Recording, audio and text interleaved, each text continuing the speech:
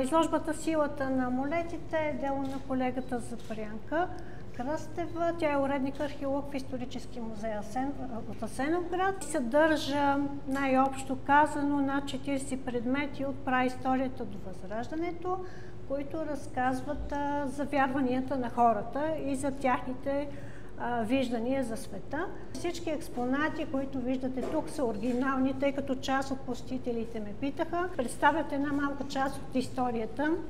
Това, което прави впечатление, е, че част от амулетите, които са се почитали от праисторията, ние продължаваме да си ги почитаме и с днешна дата. Тази вечер представяме една така малка, но интересна изложба "Силата на амулетите".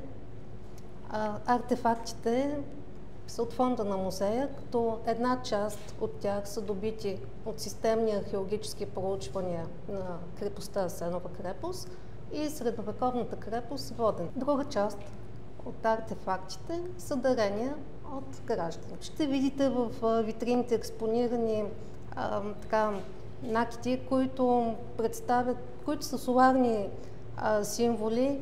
Тук имаме представени зооморфни амулети, които са доста интересни, с антропоморфни черти, като животното, което е с човешка глава и държи в ръцете си меч, а меча е символ на власт. Други амулети интересни са тези, които са с форма на брадва, също символ на върховна власт, на меч, на копие. Самата украса е интересна на павтите. Майсторите златари са толкова изобретателни, те използват най-различни мотиви, сюжети, като най-често самите павти се изработват от мед, сребро и те се позлатяват. Съответно, седефа е често използван като